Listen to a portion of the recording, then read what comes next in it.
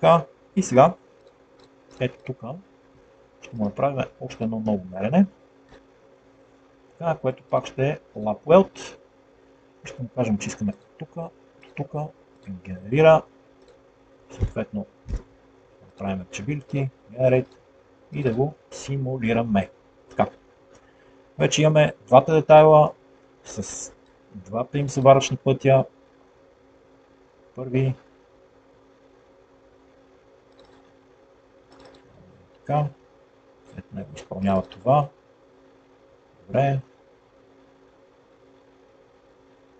Тук имаме този. И след него непосредствено изпълнява това. Добре. Чудесно. Имаме вече направени измерванията и на двата детайли, заварващите теки на двата детайла. Единственото, което ни остава, т.е. не единственото, следващата стъпка в съставянето на пълната програма е да направим, ще ви хайдем всичките, така, само сегментите искаме да хайдем. Следващата ни стъпка е да направим трансферните пътища между отделните търсения и заваръчни пътеки. Ето тук виждате различните, в смисъл с различна икона и цвят са обозначени различните пътища. Тези са светло-зеленото са измервателни, т.е. са Search Path, а тези тъмно-зелените са Weld Path. Сега ще приложим още едни, които се казват Transfer Path. В случая, между тези четирите мерения автоматично, даже до ето тук, можем буквално на тази цялата група от пътеки да генерираме трансферни пътища. И сега може да видим как съответно от едното търсене се прехвърля на другото търсене, след това търси, след това от това търсене отива на третото търсене и след това от третото търсене отива на четвъртото търсене, обаче тук прави колизия и ние сега ще я коригираме набързо тази колизия. Най-лесният начин е ето този. Така, тук, буквално преди да направи захода, връщаме една точка насам, малко бутаме бетата, след което правим една нова точка и този целият трансферен път ни е готов. Сега тук имаме едно мерене и след това от това мерене имаме още един трансферен път. Нали, разбирате, горелката трябва да застане в съответния наклон и геометр, т.е. конфигурация на ръката и всички джойнтове да се местят така, че да сме с съответния наклон на горелката, който да е идеален за изпълнение на заваръчния път. Сега, ако направим така, съответно ще имаме пак една колизия, но ние тук пак ще го надхитриме.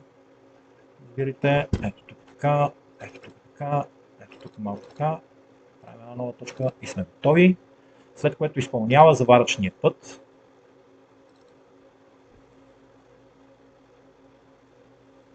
И от тук трябва да направим още един трансферен път, който трябва да дойде от края на този заваръчен път до началото на следващото търсене. Съответно по този начин, само че тук ще направим Departure Point и Approach Point на малко по-голяма дистанция. И да видим сега какво ще се случи. Тук имаме едно завъртане на горелката, така че да дойде да направи този преход. Най-вероятно ето тук ще имаме, разбира се. Така. И сега да видим. Така, идваме тук. Това идваме тук, не е. Идваме тук. Така. Не снимим много високо, респективно. Активираме си това меню. Казваме така. Малко. Опа. Така, малко Y, малко X и малко ето това, да дойдат в една нова точка ето тук. Така, съответно имаме сега една грешка и тя е ето тук. И нея ще коригираме много бързо и лесно. Тази точка няма никаква информация в нея. Така, сега ще я напълним с информация. Съответно завъртаме още малко горелката, малко X, малко Y. Приближаваме се някъде близо тук до този approach point. Давам тук един set point и малко накланяме бетата, за да сме сигурни, че ще направим точен подход. И сега имаме ето идеалният трансферен път.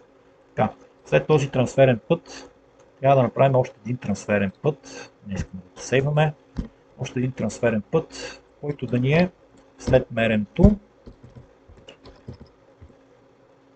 до началната ни точка. Така. Само че не го поставихме там, де трябва. Разбира се. Изтриема го. Така, оп, так. След това правим мерене и след това от меренето до заварване. Също така, генерираме. Тук естествено пак ще имаме една колизия, 100% съм сигурен. И затова ние ще изпреварим събитията и ще кажем ето така, ето така. И ще направим една нова точка, за да нямаме тази колизия. Добре. Завъртяхме се, изпълняваме заваръчния път. И сега, ето тук е малко по-тънкия момент, защото тук вече шланг пакета се е прехвърлил, само секунда да се фокусираме, шланг пакета вече се е прехвърлил и е минал под рамото на робота.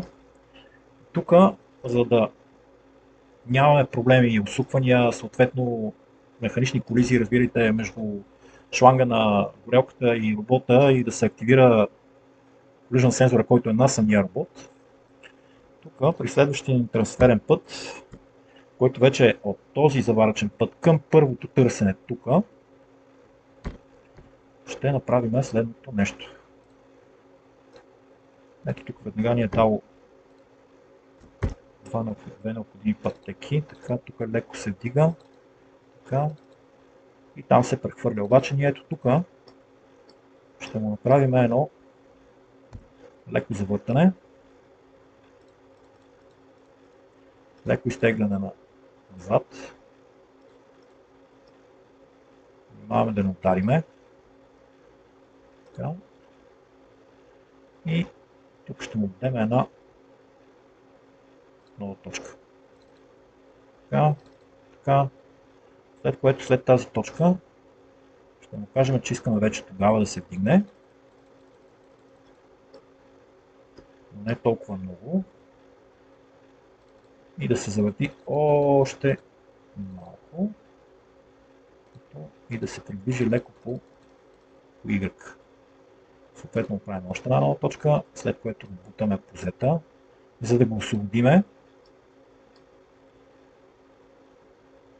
Нова точка, тук му правим едно Y движение, малко, с което ще го закараме до ето тук. Тук вече ще го подготвим за следващия approach. Ето приблизително някъде тук. И даваме New Point. Сега проверяваме целият този път. Ето. Стана това, което ви казах, че тук ще ни удари. Така. Да. Разбира се.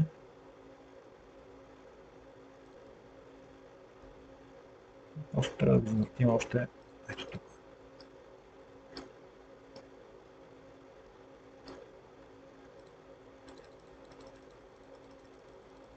Така. Set point. Така. Добре. И вече имаме другия трансферен път. След което имаме още едно търсене. Ага. Така.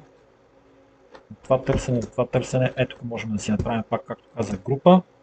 Директно на всичките им даваме Generate трансферни пътища, проверяваме първия, проверяваме втория, отиваме на третия, където вече имаме колизия. Така. Идваме тук и виждаме какво се случва. Значи имаме едно, това имаме две. След това трябва да направим къде ни е крайната цел. Тук е добре. Значи така. Значи идваме по Y. Правиме едно леко вдигане.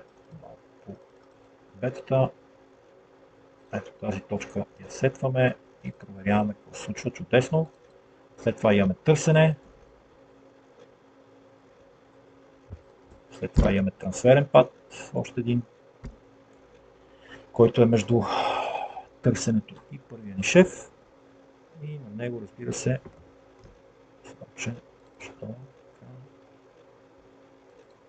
защо толкова го насякохме? Да, разбрах. разбрах. Тук направим корекция. Всъщност ето тук. Ето тази не, ето тази не, ето тази точка. Съответно ще направим така. Малко така. И сега вече сме сетpoint. Добре. Значи от тук до тук. Така. Няма да видим какво ще се случи. Чудесно. Така.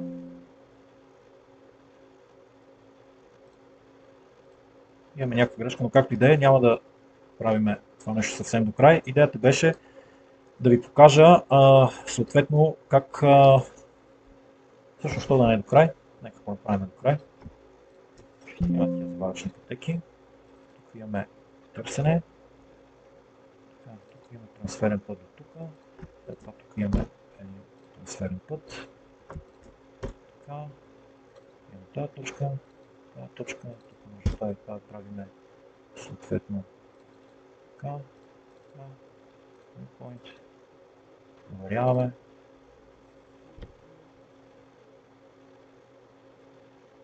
Добре. Сега трябва да се прехвърлим от тук на другото. Тук пак имаме същия казус, тъй като отдолу ни е минал шлага, а пък шестата ос вече ни е завъртяна много. Ще направим следния изход, че между този заваръчен път и този за търсене ще направим така. Ще дойдем и ще проверим ето тези точки. Тук мисля, че няма да има никакъв проблем. След което вече ще възникне проблема ето тук. Ето при тази, но ние ще изпревариме събитията и на ето тази точка ще кажем, че искаме работа да дойде малко назад. Така. Съответно да завъртиме, да я сетнеме, да вдигнем малко по Z, да бутнем малко по X, да направим една нова, още малко да се изтеглиме, вече и по Y, X, така, още една нова точка, да дойдем на ето тази точка тук и да проверим какво се случва чудесно. Имаме добър път, след което правиме замерването и от замерването до следващата ни заваръчна пътека трябва да направим още една. Тук естествено пак ще имаме колизия ето на тази точка. Затова ние ще направим още една.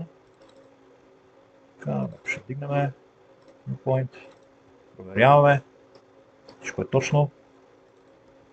Заваръчен път. Чудесно. И сега тук ни остават само още две последователни стъпки, които трябва да направим. Както сме в тази позиция, т.е. роботът е стигнал последната точка в изпълнение на програмата, по заваряване трябва да му кажем, че трябва да отида в парк позиция. Ето тук при трансферните пътища имаме едно нещо наречено SIP. В случая искаме от пад към SIP и искаме да отида в парк позиция. Генерираме пътя, обаче тук ще направим промче да е 150. Ще генерираме, разбира се, че пак ще имаме колизия, тъй като с прекалено малко точки искаме да стигнем до крайната цел. И затова ще направим следното нещо. Тук ще дойдем, ще си активираме това меню, ще си оправим горелката, ще дигнем нагоре, колкото можем. Така. Още малко можем да дигнем. Ще направим една нова точка, след което ще завъртим само по първата ос, или така наречения Joint 1. Ще стигнем ето до тук. И тук ще направим още една точка, след което ще тестваме този трансферен път. Тук има една колизика, преди да се пребере вътре в кейса.